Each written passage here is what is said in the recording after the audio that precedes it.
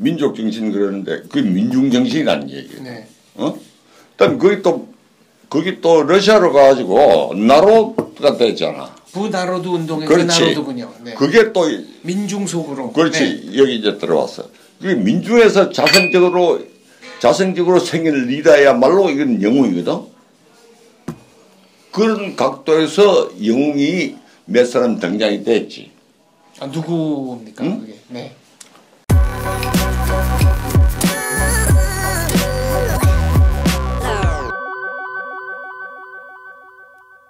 조세봉 전 총리 모시고 외교 현안에 관한 질문 좀 드려보겠습니다. 한미 관계, 한일 관계, 한중 관계 이대로 좋은가? 네. 포괄적인 질문입니다. 상당히 포괄적인 질문인데 어디부터 할까요? 미국부터 할까요?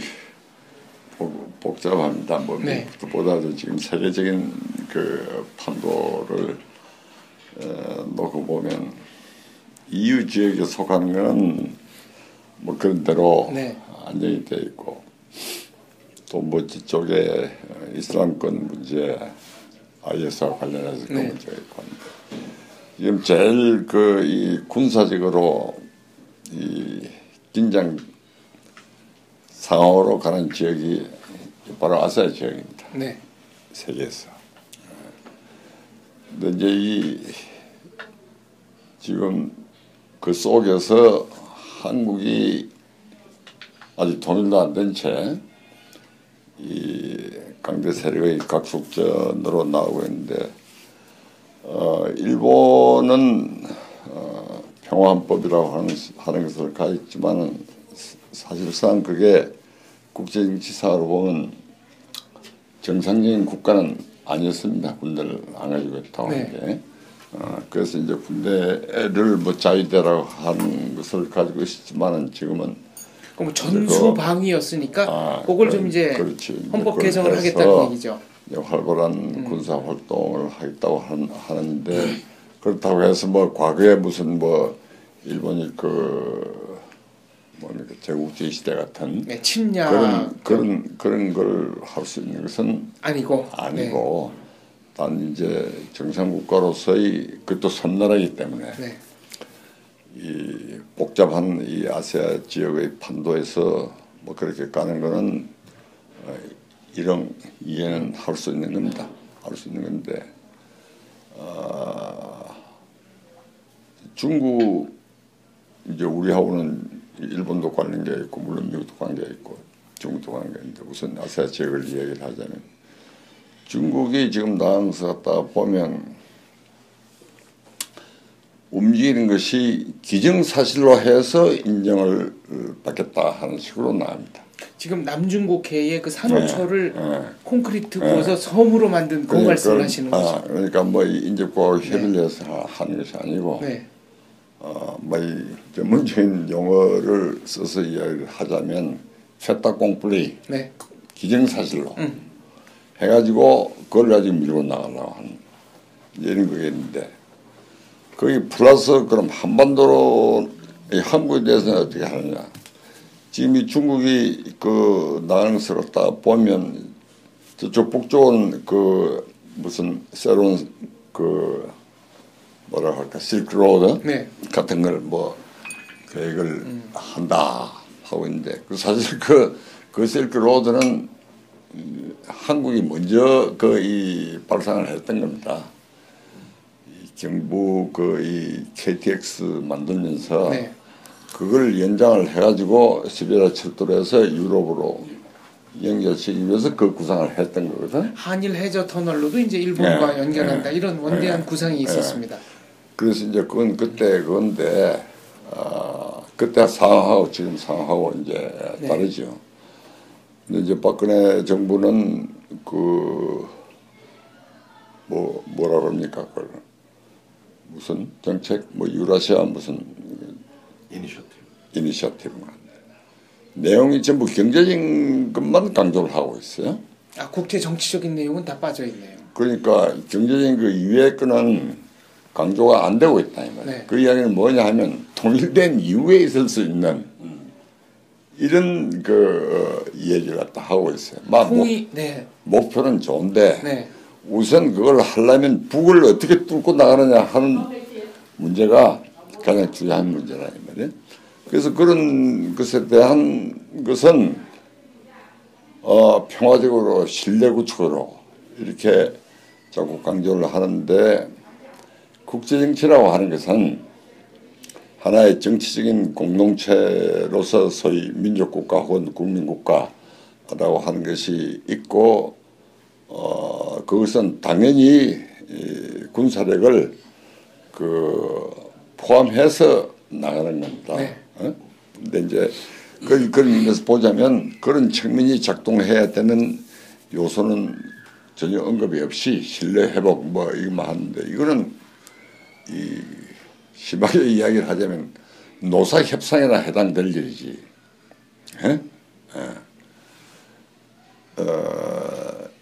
국제정치적인 그 타고는 거리가 좀 있다 하는 것인데 이제 이게 뭐하고 연결이 되느냐 할 것 같으면 지금 중국이 하고 있는 것을 딱 보면 옛날 6.25가 일어난 원인의 하나로서 에슨 라인이라고 하는 게 네. 바로 연상이 됩니다. 에치스 라인 바깥에 있었죠, 한국은.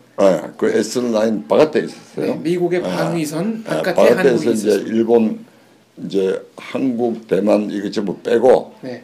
일본, 필리핀 이렇게 해서 네. 이제 이 선이 꺼지고 물론 지금 바로 문제가 되고 있는 그 남중국해니 네. 이제 여기까지 이제 선이 쳐졌던 것인데 그 에슨 라인이 지금 바로 시진핑이 해나가는 라인이야 지금.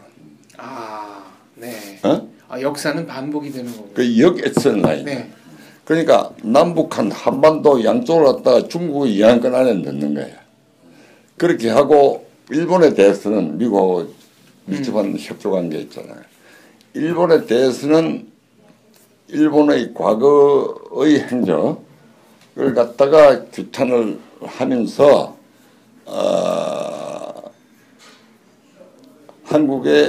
한국과 보조를 맞춰서 협력을 얻는 이런 방식을 갖다가 지금 취하고 있어요. 네. 이게 일본을 공격하는 데 있어서는 북한, 남한, 중국이 같다 이 말이에요. 그렇죠?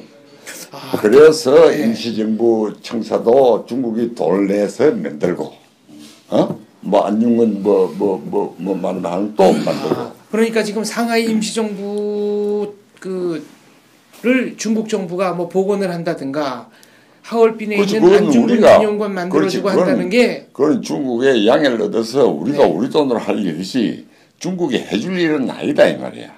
그렇죠?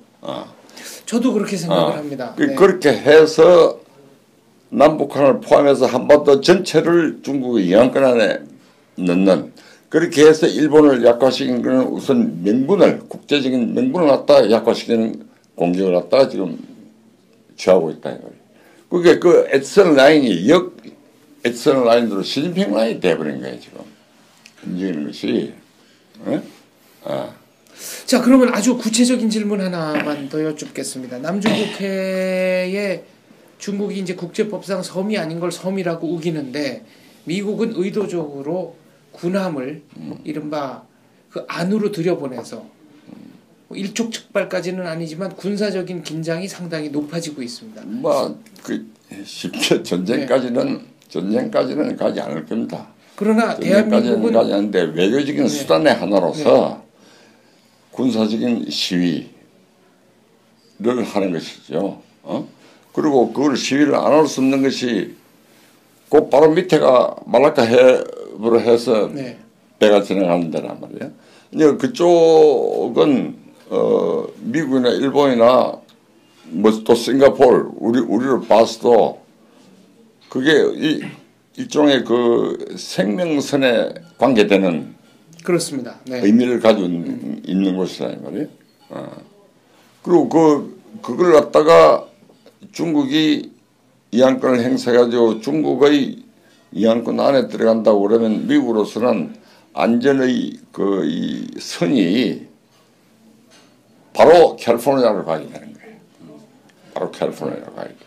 이 때문에 이게 뭐 보통 문제가 아니죠. 예를 들어 한국이 어느 쪽에 줄 설 거냐 이런 국제적 강요를 받을 수도 있고요. 오바마 대통령이 박근혜 대통령을 만나서 글로벌 스탠다드를 지키지 그러니까, 않는 국가가 나오면 어떻게 할 거냐. 그런데 그렇게 이 얘기가 나올 수 있는 이제 배경이 그동안에 몇 가지 일이 있었다 이 말이에요. 그래서 나도 대통령이 갈증이 이번에는 상당히 찬 대우를 받을 것이다 라고 판단을 했는데 역시 이번에는 찬 대우를 받았습니다.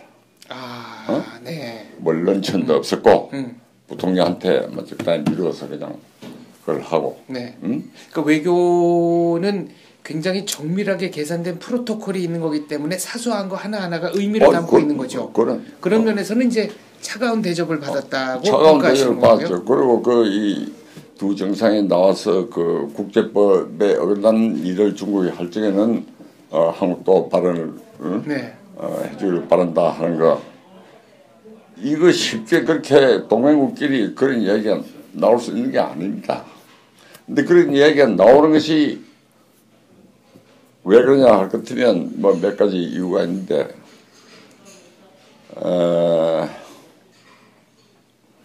중국이 한국하고 경제적으로 상당히 관계가 있고 우리도 거기서 이제 이익도 보고 중국도 이익을 보고 하는데 중국의 위안화권을 중국의 위안화를 국제 결제 수단으로 받아들였다 이 말이야. 정리를 하자면은 지금 수출이나 수입에 있어서 한국 중국 관계는 미국 일본 수출 수입 분량 합친 것보다 더 많습니다. 그런데 위안화를 대한민국이 말하자면 국제 통화로 인정해서 국제 간 거래의 통화 수단으로 썼다. 이거는 의미가 다른 거다는 말씀이시죠? 그래. 그 위안화를 결제 수단으로 봐야 된다고 하는데 위안화 그러니까 세계적으로 보면 달러권, 스털링, 그다음에 엔, 유로, 이 네 개입니다 지금. 그게 이제 하드 커런시 이른바 경화라고 하는 거죠. 근데 이게 외교적으로 소위 전문적인 용어로 그것이 통용하는 것을 영향권이라고 하는 그 개념에 포함되는 거라고. 근데 여기서 위안화를 갖다가 통화 결제 수단으로 받아들였다 이 말이야. 이거는 엄청난 변화를 갖다가 이야기하는 거야. 미국에서 한 발 떠난다는 얘기거든. 한 발 떠난다는 얘기다. 그 다음에 군사적으로 지금 문제가 무슨 저쪽에 지금 북이 핵을 갖다가 개발을 하고 있는데 그 핵에 대해서 조처를 한다고 할 것 같으면 군사적으로 길어도 뭐 실제 전쟁이 있나 보면 어떻게 하는지 모르겠어요. 길어도 이틀 이상 전쟁이 연장이 되면 안 됩니다. 그렇게 말씀하시는 그 논리적 근거는 그게 핵을 가지고 있기 때문에 6.25 때와 같이 장기전을 간다는가 이럴 수가 없어요. 그럼 언젠가는 그냥 너 죽고 나 죽자는 식으로 터뜨릴 수도 있기 때문에 그러니까 2015 작전 계획이 작게 2015 만들어졌지 않았어요? 그게 바로 그런 내용입니다. 북한이 핵을 터뜨리지 못하게 아예 선제 타격을 해서 저쪽에서 본격적으로 이제 군사 행동이 시작됐다고 하는 것이 판단이 되면 저쪽에서 공격을 받고 나서 대응하기는 늦다 이 말이야. 핵무기의 무력화를 위해서는 핵무기뿐 아니지. 생화학 무기도 있고. 북한은 뭐 생화학 무기를 엄청나게 만든 걸로 알려져 있습니다.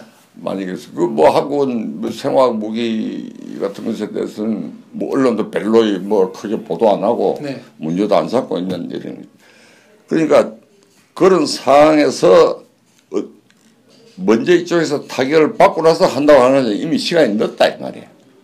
그러니까 본격적인 움직임이 있다고 할 때는 선제 공격을 먼저 해버려야 돼. 그리고 이거는 시간을 오래 끌 수가 없는 거예요.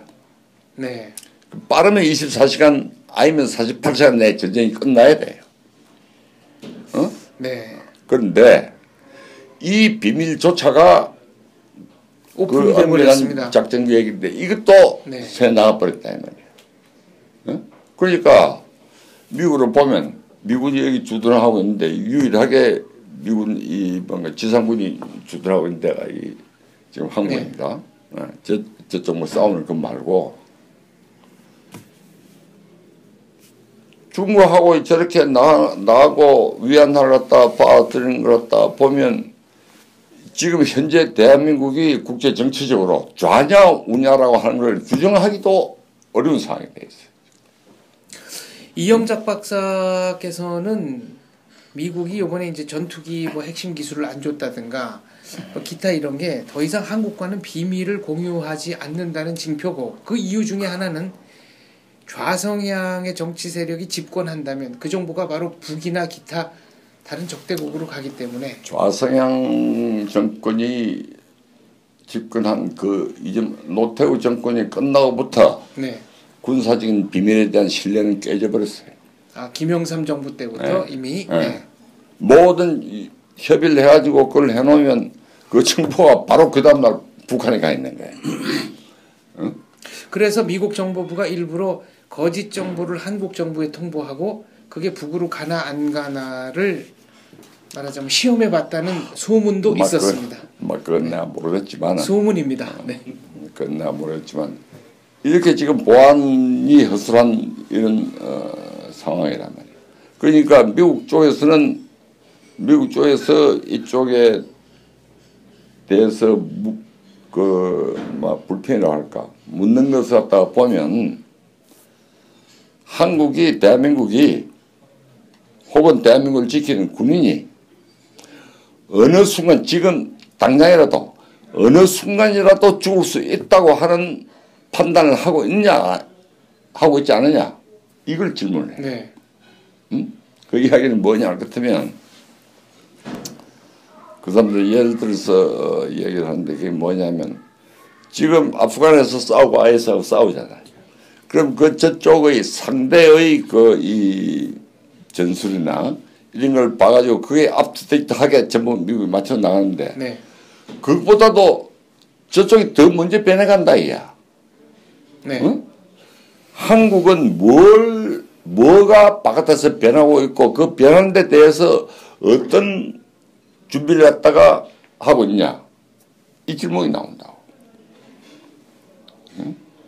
이게 이해가 문제가 아니잖아요. 응? 미국이 언제까지 한국에게 호의적인 태도를 유지할 거라고 생각하느냐, 이게 영원할 걸로 보느냐, 뭐 이런 식의 지정학적이나 세력으로 봐서는 이 일본 관계도 이 경제 대국의 하나가 미국 손잡고 있는 경제 대국이 일본인데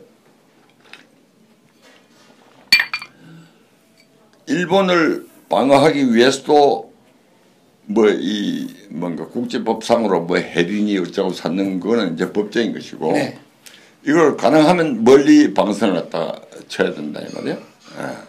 그러니까 한때 옛날에 이 일본이 북한에 이 돈도 많이 주고 네. 수교를 하려고 수상도 왔다 갔다 하고 그게 일본의 방위선을 갖다가 가능하면 일본에서 멀리 만드는 건데 중국이 지금 바로 그거 하고 있거든. 그래서 중국의 방위선을 갖다 동해에다 치려고 하는 거야 지금. 이게 지금 얘기를 듣다 보니까 청일 전쟁이 거의 무슨 반복되는 지정학적인 걸 보면 듭니다. 이 체제가 아직까지 통일이 안 돼 있고 특히 이런 데에서는 지정학적인 그런 요건이라고 하는 것이 그때도 그렇고 지금도 그렇고 중요한 의미를 갖고 아직까지 영향을 미치고 있다 이 말이에요. 그렇게 중국이 동해에서 러시아 함대하고 합동 훈련을 하지 않았어. 네. 뭘 의미하느냐 이게. 그렇죠? 그럼 우리는 뭘 하면 돼? 네. 어? 그지 뭘 하면 되느냐 이것도 좀 여쭤보고 싶어요. 말은 한 것도 없고, 네. 뭘 하겠다고 하는 발표도 없어 지금. 응? 우리의 방위선은 어디냐 하는 거야 그러면. 그렇죠? 네. 삼면이 바다고 이런데 어디까지가 우리가 확보해야 되는 것이냐. 또 이 항공 뭐라고 하나 중국이 마음대로 설정한 거 왜 있잖아요. 네, 방공 식별구역. 영공을 그렇지. 식별구역. 그것도 중국이 일방적으로 만들어놓고 그냥 기정사실로 해버리고 밀어붙인. 그러니까 그 안에 들어오면 여기는 이제 중국의 영공이다. 네. 그 이제 이런 판이 벌어졌다 이 말이에요. 그 다음에 제주도만 하더라 저 뭔가 현해탄만 하더라도 옛날에 북한 선박이 통과를 못하도록 돼 있지 않았어요. 네. DJ 때 그 DJ 때 그게 네. 또 통과 되는 식으로 했단 말이에요. 그러니까 남해안과 제주도 사이를 자유롭게 항해할 수 있도록. 그러니까 북한은 황해와 동해가 격절이 돼 있었는데 그 조치로 인해서 이게 이제 이어지는 효과가 났습니다. 그렇죠. 이것도 지금 우야무야 하고 있고, 그러니까 자파는 제주도에 해군 시설 못한다 이런 식으로 또 떠들고 있고, 어쩌자고 하는 것이냐 그러냐. 하나의 정치 공동체로서 존재하고 싶으냐, 쉽지 않으냐 이 문제란 말이에요. 굉장히 근본적인 차원에서 문제를 그렇지. 제기해야 되겠네요. 그 문제예요. 네. 그게 지금 또 이제 이야기가 그렇기 때문에 지금 교과서 문제하고 연결이 안 될 수가 없어요. 교과서 문제는 이건 단순히 애들 배우는 학습 이 지침서의 문제가 아니고 대한민국이라고 하는 국가의 정통성을 인정하느냐 안 하느냐, 그 존재 이유를 인정하느냐 안 하느냐, 바로 이 문제라고. 네. 그 존재 이유를 갖다가 부정한다면, 네. 인정하기 어렵다 하는 네. 거였거든, 지금? 네. 7.18가 건국을 했고, 저런 이 판이야. 네. 응? 근데 그런 식으로 지금 나온 그 근거가 사상적인 뿌리가 100년 이상 된 겁니다. 응?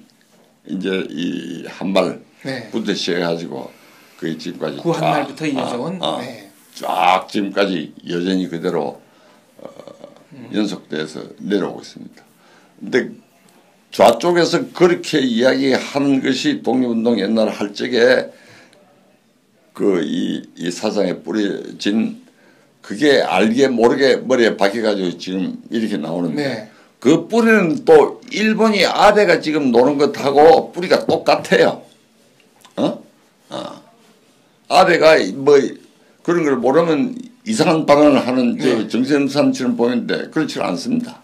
뿌리는 같은데 국가 없는 해방운동을 한 것하고 국가 없는 민족주의를 주장한 것하고 국가를 가지고 민족주의를 주장한 것하고의 차이가 났던 거예요. 그것도 그 뿌리가 종족적 민족주의라고. 네. 종족적 민족주의라는 표현을 쓰니까 훨씬 더 네. 선명해집니다. 그렇죠. 이 성격이. 네. 종족적 민족주의. 그래서 이쪽이 국가를 갖지 않고 이 국가를 이 일본한테 맡겨서 그걸 해방을 시키려고 하니까 종족적 민족주의를 굉장히 강하게 주장을 네. 하고 나왔거든요. 그 이데올로기를 만들었다 이 말이에요. 그게 막 당군까지 올라가고 이래가지고 당군이 실제 뭐처럼 하고 네. 이제 이런 양상이 벌어졌지. 그래가지고 이제 소위 단일 민족이라고 하는 개념도 해방 전후부터 이런 생기고 다들 그렇게 배웠잖아요. 종족적으로 봐서 뭐가 단일 민족이야 우리가. 네, 상당히 많이 섞여 있다고 볼 수밖에 없죠. 혼혈이지 네. 전부 다. 그런데 단일 민족 그거를 지금 번역을 해가지고 한자를 빼고 하는 게 우리는 하나. 네. 이북이 뭐라고 하나? 조선은 하나다. 네. 조선은 하나, 민족은 하나 사는 게 네. 그게 바로 그거라고. 그러니까 정통성이 대한민국은 정통성이 없고 북에 있는 거야 지금. 이 싸움이 지금 벌어져 있는 거라고. 교과서가 그것을 어떤 상징적으로 보여주는. 그렇지. 지금 그 싸움이 벌어지고 있는 거야. 그러니까 옛날 높은 데 있는 사람들이 대한민국은 첫 단추부터가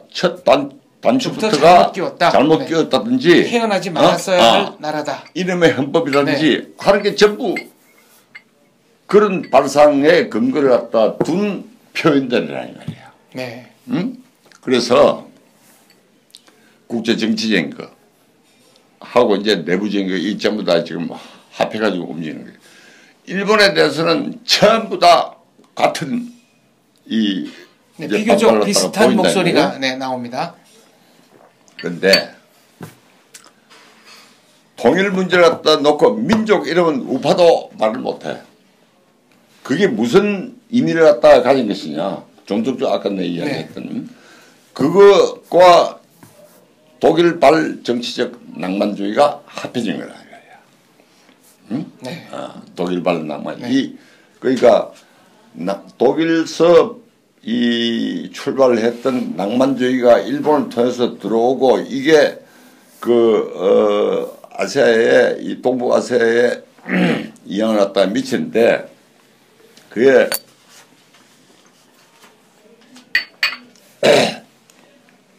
양계초, 신채호 그 위에 모든 사람한테 그게 다 들어가요. 네. 그리고 이제 한국이 소위 이 근대 사회로 이 전진하는데 이 철학이 먼저 이제 이 접촉이 돼가지고 이제 소셜 다우니즘하고 합쳐가지고 나온다고요. 이제 그렇게 되면 어떻게 되느냐. 내가 지금 뭐 시간이 없는데 네. 자세한 설명은 할 수 아무튼 낭만주의와 사회 진화론이 합쳐졌습니다. 그렇죠. 네. 합쳐 있죠. 네. 그렇게 되면 신채호가 쓴 단어가 처음엔 엘리트를 주장하다가 네. 나중에 민중이라고 하는 용어를 네. 썼거든. 그 민중이 뭐냐? 그게 독일에서 말하는 포크라고. 민족으로 번역할 수 있는 포크 민중. 네. 그게 포크예요. 네. 그 포크 가이스트. 민족 정신 그러는데 그게 민중 정신이라는 얘기예요. 네. 그다음 거기 또 러시아로 가가지고 나로가 됐잖아. 부나로드 운동의 그렇지. 그 나로드군요. 네. 그게 또 민중 속으로. 그렇지. 여기 이제 들어왔어. 그게 민중에서 자성적으로 생긴 리더야말로 이건 영웅이거든. 그런 각도에서 영웅이 몇 사람 등장이 됐지. 누구입니까? 응? 그게. 네. 예술에 있어서 네. 임꺽정이가 등장이 됐고, 네. 응? 현대 와서는 장렬상이가 등장이 된 거야. 네. 그러니까 홍명이가 그걸 쓴 것이 배경이 없는 것이 아니라고 사실적인. 임꺽정을 그렇죠? 왜 픽업해서 소설화했는가? 그렇지. 민중 속에 들어있는 영웅. 네. 이거라고 바로. 응? 이제 그렇게 된 거야. 그러니까 홍명이 같은 사람이 북을 가는 건 당연한 거야. 네. 그러다가 그 민중을 갖다 전체로 이끌고 나가는 거. 민중 속에서 나타난 이 리더는 이게 진짜 리더야. 왜냐 그렇다면 로맨티즘 낭만주의로서는 이 국가니 사회 전체를 갖다 유기체로 보거든. 네. 그러니까 유기체 전체를 이끌고 나가는 게 진짜로 리더라고. 네? 그러면 왜 김일성이가 리더로서 일부 사람들에 의해서 추앙을 받냐 하는 게 이해가 되는 겁니다. 왜 그리고 김일성이는 민족의 정통성을 갖다가 지금까지 유지해왔다고 하는 주장. 그러니까 그 사람들이 볼 때는 김일성이 민중 속에서 태어난 자생적으로 발생한 지도자다. 그 김일성의 생애가 조작됐다는 걸 인정하지 않고. 그렇지. 네. 그러니까 그 관점에서 해석을 백두산에서 미령지가 모조리 그냥 조작을 해가지고 하잖아요. 그리고 그것이 이제 신체로 올라가면 부유족이 원족이고 주족이고 뭐 신라니 해산이 이거는 흉노족들이 세운 나라고 그래서 이 주족의 맥을 갖다가 이제 부유까지 이래가지고 부유가 고구려 뭐 백제 이제 이렇게 나온다 이 말이에요.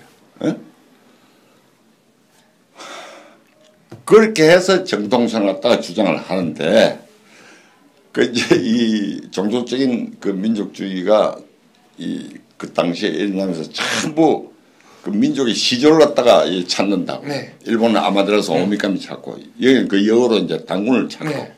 또 이제 동유럽 같은 데 가면 뭔가 역사서에도 비치지를 않는 것을 갖다가 조작을 해가지고 또 만든 경우도 또 북유럽도 많이 다 만들었습니다. 많이 했어요. 이제 페루긴트 같은 신화도 나오고. 그래서 북이 당군 뼈를 차했다고 해가지고 거대한 당군능을 만들었다. 뭐 뼈가 나오기는 나왔는데 그게 단군 거는 단군 거일 일은 없죠. 네. 당군 거는 없는 게 아니라 그 말도 안 되는 소리 아니야.